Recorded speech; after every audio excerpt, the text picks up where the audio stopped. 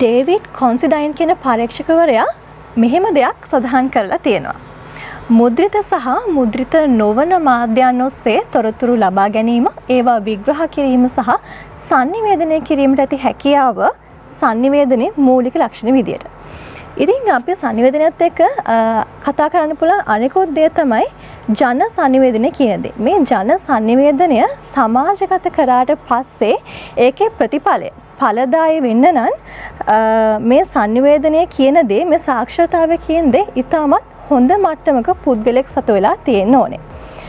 වර්තමානයේදී ලංකාවේ පාසල් තුල මේ ජන sannivedanaya හදාරන්න අවස්ථාවක් තිබ්බට ග්‍රාමීය පාසල් අතින් ගත්තම ජන sannivedanaya ප්‍රායෝගිකව හදාරන්න ඔවුන්ට අවස්ථාවක් ලැබෙන්නේ නැහැ. ඉතින් මේ සඳහා පිළියමක් විදියට කැලණිය විශ්වවිද්‍යාලයේ ජන sannivedana අධ්‍යනාංශයේ දෙවන වසරේ සිසුන් විසින් ඉතාමත් හොඳ වැඩපිළිවෙලක් සැලසුම් කරලා තියෙනවා ඉදිරියට ක්‍රියාත්මක කරන්න.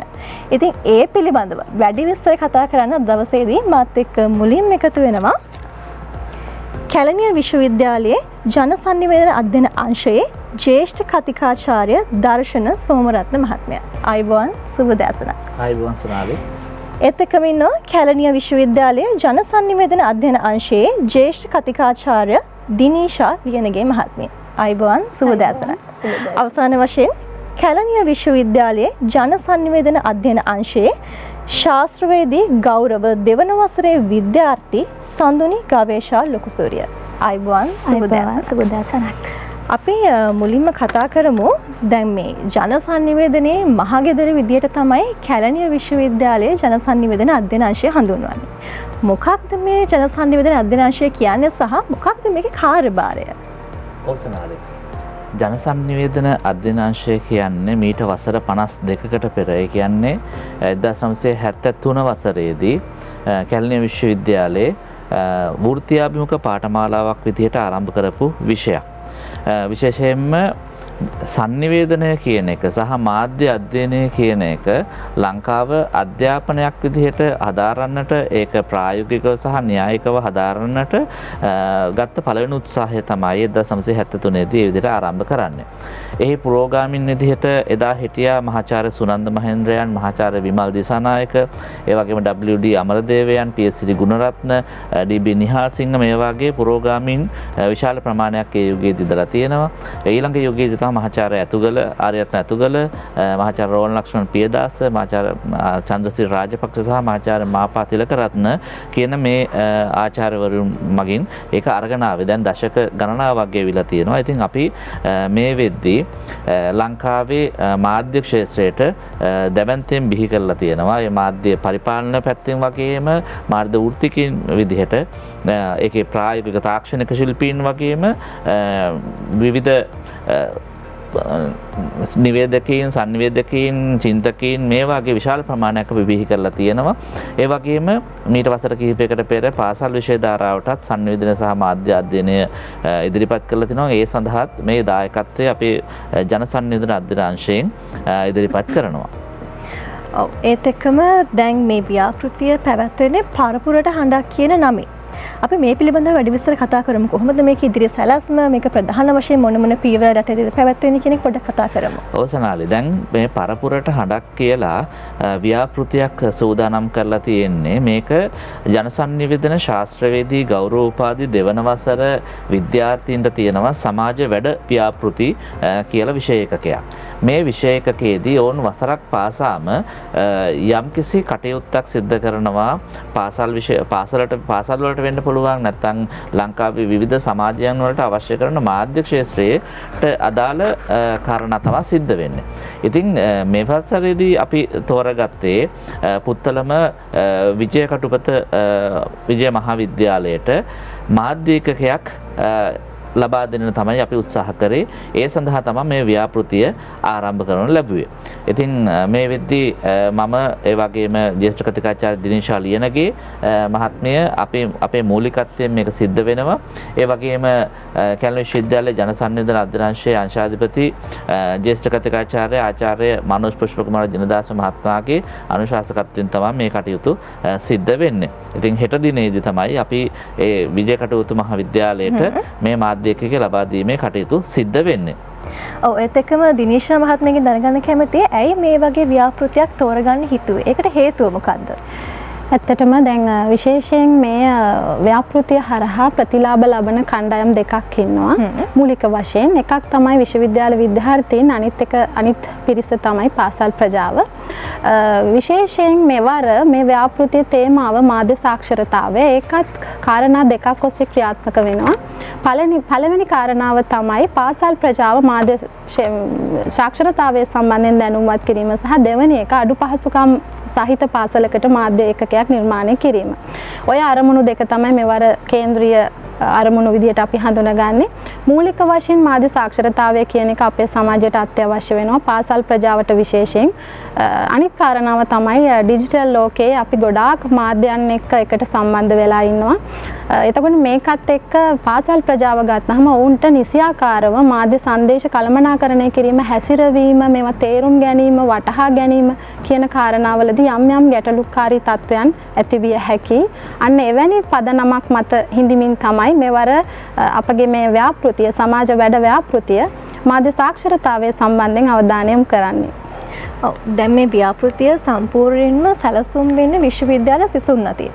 ඒතකොට දැන් මම ගවේෂකෙන් දැනගන්න කැමතියි මේක දැන් දැවැන්ත ව්‍යාපෘතියක් නේ මේකට අරමුදල් සම්පාදනය කරගන්නේ කොහොමද? ඔව් ඇත්තටම දැවැන්ත ව්‍යාපෘතියක් නිසාම අරමුදල් සම්පාදනය කර ගැනීමට අපිට අභියෝගයක් වුණා. නමුත් අපේ කණ්ඩායමේ 84 දෙනෙක් ඉන්නවා. ඉතින් ලොකු ටීම් එකක් නිසා ඒක මහ ලොකු අමාරුවකුත් තුන් නැහැ. අපි මුලින්ම කරේ අපේ විශ්වවිද්‍යාල පරිශ්‍රය තුළ විවිධ පරීක්ෂයන් යොදා ගනිමින් අපි චිත්‍රපටි ප්‍රදර්ශනය කරා. එකිනෙකට වෙනස් චිත්‍රපටි ගණනාවක් ප්‍රදර්ශනය කරලා ඒකෙන් අරමුදලට අවශ්‍ය මූලික මුදල් ප්‍රමාණය අපි හොයාගත්තා. ඒ වගේම ඒ ආශ්‍රිතව බෙවරේජස් වගේ ස්ටෝල්ස් දාලා ඒ වගේන් අපි අරමුදල් සොයාගත්තා. ඒ වගේම තමයි අපි මතක් කරන්න ඕනේ අනුග්‍රාහක බවතුන් අපි 84 දෙනාම බෙදලා ගිහිල්ලා කණ්ඩායම් විදිහට මේකට උපකාර ගන්න පුළුවන් කියලා හිතන සමාජ සත්කාරවලට උපකාර කරන එක ව්‍යාපෘති සිදු කරන කම්පැනිස් වගේ දේවල් ඒගොල්ලොත් එක්ක අපි ප්‍රසන්ටේෂන් කරලා කතා කරලා උන්ගේ අනුග්‍රාහකත්වය අපි ලබා ගත්තා. ඒ වගේම අපිට සුබපතන්න අනුසනොත් මාධ්‍ය ඒකකයට අදාළ කරන උපකරණ ලබා දීලා මේ අරමුදල් එකතු කරගන්න උපකාරී වුණා. අපි කතා කරමින් සිටියේ පාසල් ළමුන්ගේ මාධ්‍ය සාක්ෂරතාව වර්ධනය කිරීම සඳහා කැලණිය විශ්වවිද්‍යාලය විසින් දියත් කරන ව්‍යාපෘතියක් පිළිබඳව. හොඳයි දිනේෂ මහත්මයාගෙන් මම දැනගන්න කැමතියි මාධ්‍ය සාක්ෂරතාවය කියන එක පිළිබඳව කෙටි අදහසක්. ඔව් ඇත්තටම අපි සාක්ෂරතාවය කියලා කියනවා අකුරු ලිවීමේ සහ කියවීමේ හැකියාව ශ්‍රී ලංකාව ගත්තහම 95, 94, 96 වගේ ප්‍රතිශත විදිහට ගත්තොත් සාක්ෂරතාවය අතින් අපි ඉතා ඉහළයි. මේකෙදි කියන්නේ ඇත්තටම අකුරු ලිවීමේ සහ කියවීමේ හැකියාව. නමුත් මාධ්‍ය සාක්ෂරතාවයට එනකොට මේක වෙනස් වෙනවා. මාධ්‍ය සංදේශ සම්බන්ධයෙන් අන්තර්ගතයන් අපි තේරුම් ගන්නේ කොහොමද, වටහා ගන්නේ කොහොමද, මේවා උඩු පෙළ සහ යටි පෙළ අර්ථ ගැඹුරින් කියවන්නේ කොහොමද කියලා මාධ්‍ය සාක්ෂරතාවය ගැන කතා කරද්දී මාධ්‍ය සාක්ෂරතාවයේ කුසලතා කීපයක් තියෙනවා. මාධ්‍ය සංදේශ ග්‍රහණය කර ගැනීම, විශ්ලේෂණය කිරීම, ඇගයීම සහ නිර්මාණය කිරීම කියන කාරණා. මේ කාරණා සියල්ල සම්පූර්ණ වුණාම අපි කියනවා ඒ පුද්ගලයාට මාධ්‍ය සාක්ෂරතාවය පිළිබඳ හොඳ අවබෝධයක් තියෙනවා කියලා. මොකද දෛනිකව විශාල තොරතුරු ප්‍රමාණයක් සමග අපි සම්බන්ධ වෙන හින්දා මාධ්‍ය සංදේශ විවිධාකාරයට අපි ග්‍රහණය කර ගන්නවා ග්‍රාහකයෝ විදියට. ඉතින් වර්තමාන සමාජය ගත්තාම අර ඩිජිටල් ආධිපත්‍ය සහගත ස්වභාවය එක්ක අපි ගොඩාක් කන්ටෙන්ට්ස් වලට ක්ලෝස් වෙලා තියෙනවා, සම්බන්ධ වෙලා තියෙනවා. ඉතින් මේකත් එක්ක මාධ්‍ය සාක්ෂරතාවය අත්‍යවශ්‍යයි. මොකද මාධ්‍ය විශාල ප්‍රමාණයක් එක පැත්තකින් තියෙනවා. විශාල කන්ටෙන්ට්ස් ප්‍රමාණයක් ඒ වයින් අපිට දෛනිකව දෙනවා. එතකොට මේ කාරණා එක ඉතින් මාධ්‍ය සාක්ෂරතාවය නැතුව මාධ්‍ය පරිශීලනය කරන්න අපහසු වාතාවරණයක් තියෙනවා. අන්න ඒ නිසා එක පැත්තකින් අපේ ව්‍යාපෘතිය මේකත් එක්ක සම්බන්ධ වෙලා තියෙනවා. ඔව්. දැන් ගවේෂා ඔබ විශ්වවිද්‍යාල සිසුවියක්. ඔබ කණ්ඩායම විසින් තමයි මේ ව්‍යාපෘතිය දියත් කරන්නේ. දැන් මේක මම කලින් සඳහන් කරා ඉතා විශාල ව්‍යාපෘතියක්. දැන් මේක කරගෙන යද්දී ඔබට බොහොමයක් අභියෝගයන්ට මුහුණ දෙන්න සිද්ධ වෙන්න ඇති. මොනවද කියලා සඳහන් කරමු. ඔව් අනිවාර්යයෙන්ම සාමාන්‍යයෙන් අපි න්‍යායාත්මක දැනුම තමයි විශ්වවිද්‍යාල පරිශ්‍රයේදී දේශන වලින් උකහා ගන්න. නමුත් සමාජ වැඩ ව්‍යාපෘතියක් කරනවා කියන්නේ අපි අනිවාර්යයෙන්ම සමාජයට යන්නම වෙනවා. ඉතින් අපිටත් අනිත් සමාජ වැඩ ව්‍යාපෘතිවලදී සිදු වෙන්න පුළුවන් අභියෝගය විදිහටම ආවා.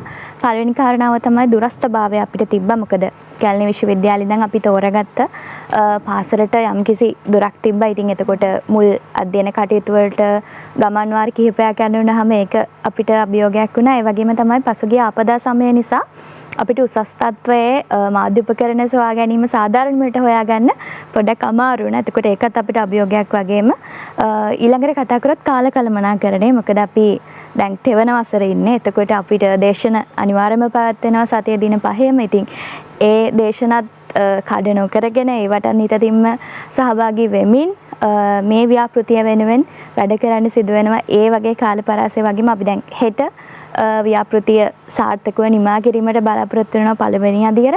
ඉතින් මේ දක්වා කාලය තුළදී අර හරිම කාලයට ඒක උන්ට බාර දෙන්න ඒ වගේ කාලකලම්කරණය සම්බන්ධයෙන් වැඩ කටයුතු ගණනාවක්ම අපිට අභියෝගයක් වුණා.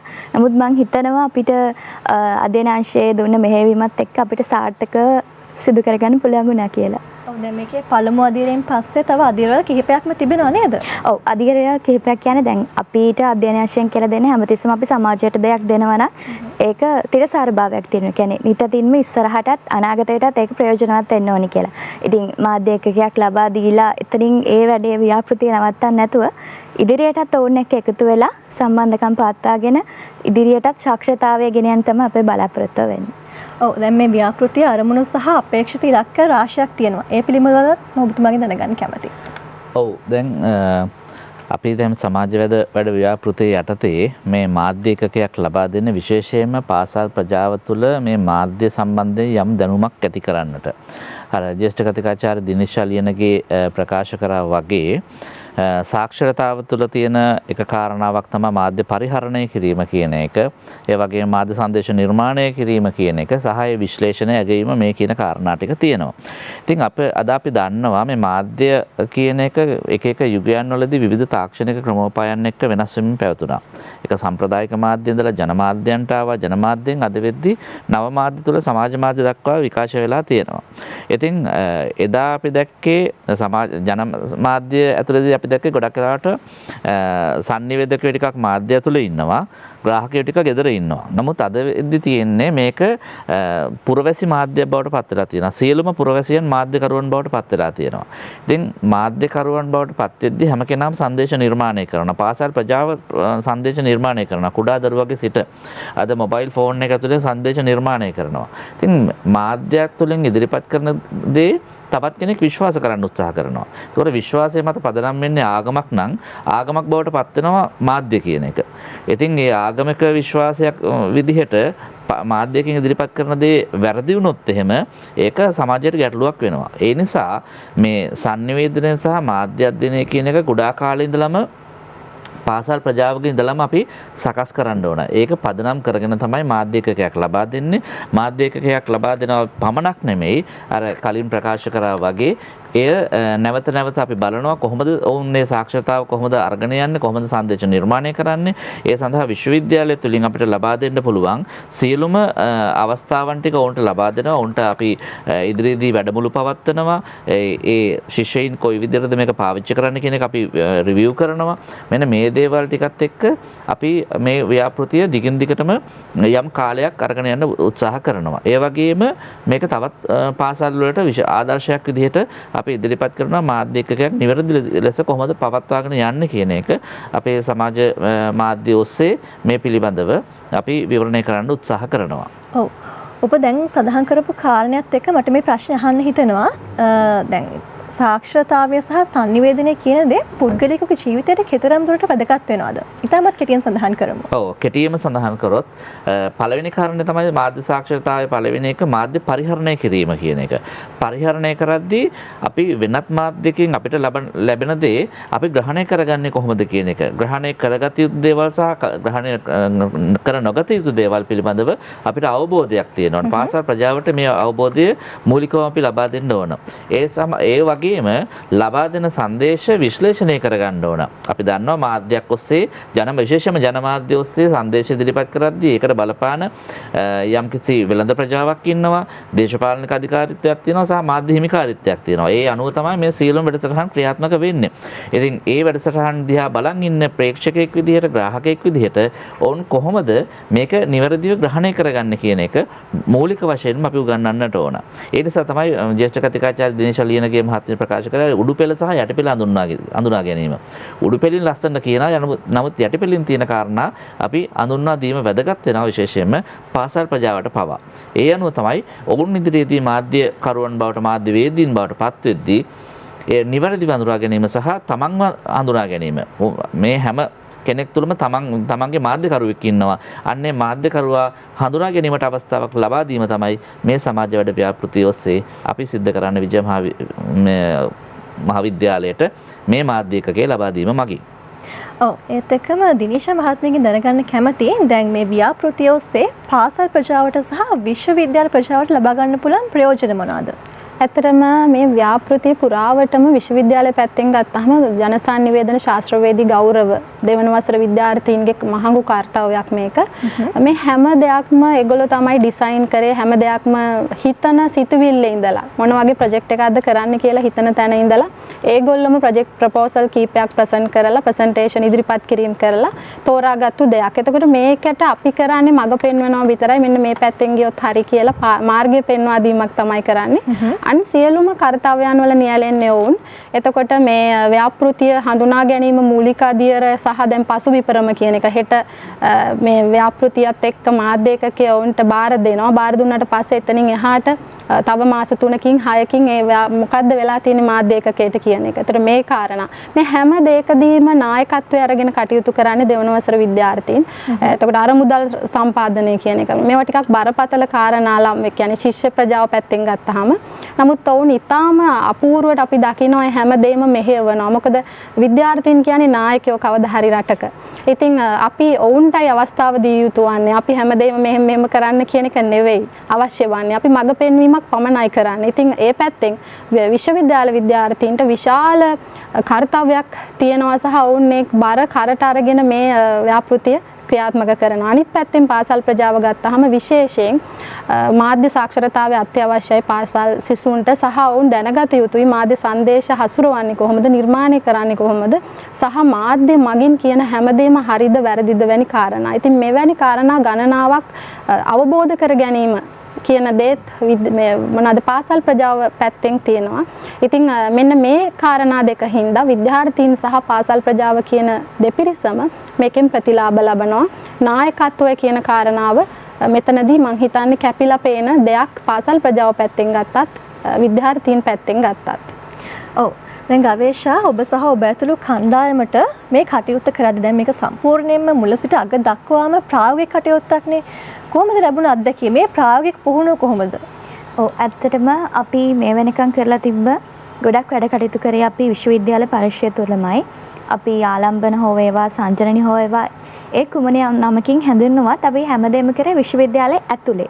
නමුත් මේ සමාජ වැඩ ව්‍යාපෘතියේදී අපි එළිය සමාජයත් එක්ක අපි දේශන ශාලා තුළ ඉගෙනගත්තේ න්‍යායාත්මක දැනුම කොහොමද හරියට සමාජයට ප්‍රායෝගිකව භාවිතා කරන්න කියලා අපිට හොඳ අත්දැකීමක් ලබා ගන්න පුළුවන් වුණා. ඒ වගේම මම ඔබට කලින් පැවසුවා වගේම අපේ කණ්ඩායමේ 84 දෙනෙක් ඉන්නවා. ඉතින් 84කගේ අදහස් එක අරමුණකට යොදවනවා කියන එකත් එක්තරා විදිහක අභියෝගයක් වුණා. නමුත් අපි හිතනවා කණ්ඩායමක් විදිහට න්‍යායාත්මක දැනුම හරියාකාරයෙන් හසුරුවමින් ඒ වගේම අපි විජය කටුපොත ඒ පාසලටත් හරියටම ඔවුන්ට ඒකෙන් ඵලදායි ලබා ගන්න පුළුවන් ආකාරයට ඒ ව්‍යාපෘතිය නිමා කිරීමට අවශ්‍ය සියලුම කටයුතු කරා. ඉතින් මම හිතනවා ඒක විද්‍යාර්ථයෙක් විදිහට අනාගතයේදී වැඩ ලෝකයට යන පිරිසක් විදිහටත් අපිට ඒක ජීවිතයට වගේම අපේ වෘත්තියටත් හොඳ අත්දැකීමක් ලබා දෙන්නවා කියලා මම විශ්වාස කරනවා අනිවාර්යයෙන්ම.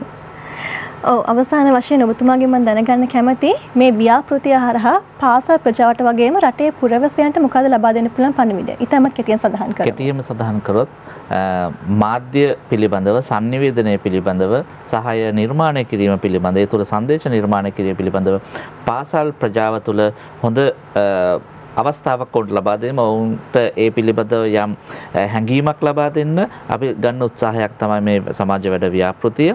ඉතින් අපි ආරාධනා කරනවා සියලුම පාසල් වලට තමන්ගේ මාධ්‍ය ඒකකය වඩා ලස්සනට නිවැරදිව සහ නිවැරදිව මාධ්‍ය ග්‍රහණය කරගෙන ඒ නිර්මාණශීලී කටයුතුත් එක්ක මේ මාධ්‍ය ලෝකයට එකතු වෙන්නට කියලා. ඔව් අද අපි කතා කරේ පුත්තලම දිස්ත්‍රික්කයේ විජය කටුපොත විජය මහා විද්‍යාලයේ මාධ්‍ය සාක්ෂරතාවය වර්ධනය කරන ඒ ශිෂ්‍යයන් වෙනුවෙන් මාධ්‍ය ඒකකයක් සාදා දීමේ දැවැන්ත ව්‍යාපෘතිය පිළිබඳ තමයි අද අපි කතා කරේ. ඉතින් අද දවසේදී මේ සඳහා සහභාගී වුණු ඔබ දෙදෙනාටම බෙහෙවින්ම ස්තුතිවන්ත වෙනවා. හොඳයි එහෙනම් නැවතත් දිනයක හමු වෙමි බලාපොරොත්තු වෙමින් මම අදට සමුගන්නවා ඔබ සැමට සුබ දවසක් මේ ජීවිතයට ඉඩ දෙන්න.